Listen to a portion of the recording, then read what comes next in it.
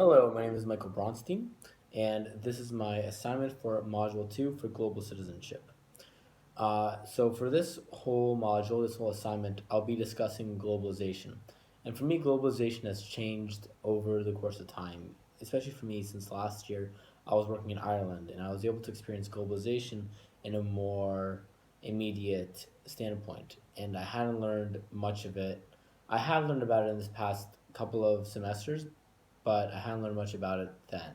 So my own view of it has changed, and in this assignment, I'll be discussing for one the readings and the video which I've watched, and in the second part I'll be discussing the pros, and then in the third part I'll be discussing the cons of globalization.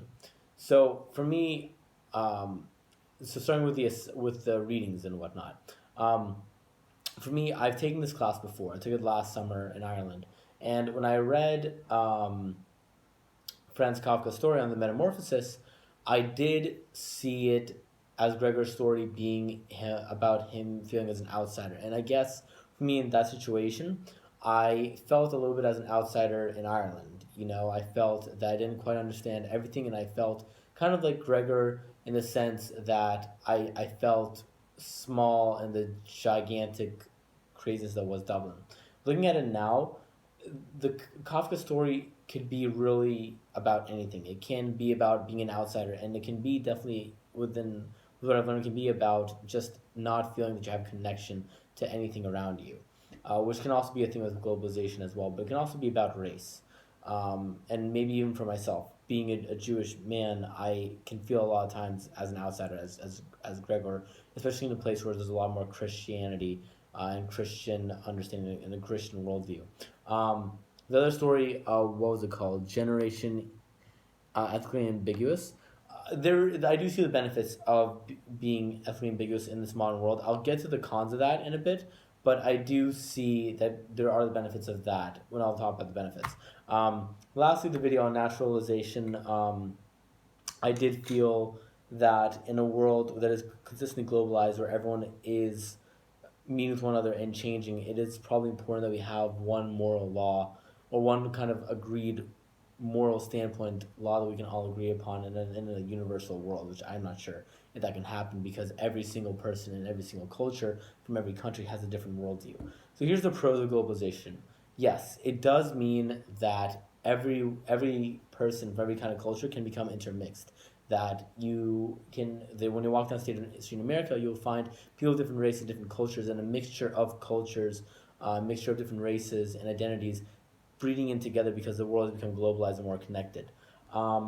As well, within this globalized world, that means that food-wise, culinary-wise, you're going to see all kinds of different kinds of foods everywhere you go. When I was in Ireland, I saw Subways, Thai food, Chinese food. In America, I'm on the Stanford campus right now, and I see all kinds of different types of culinary experiences.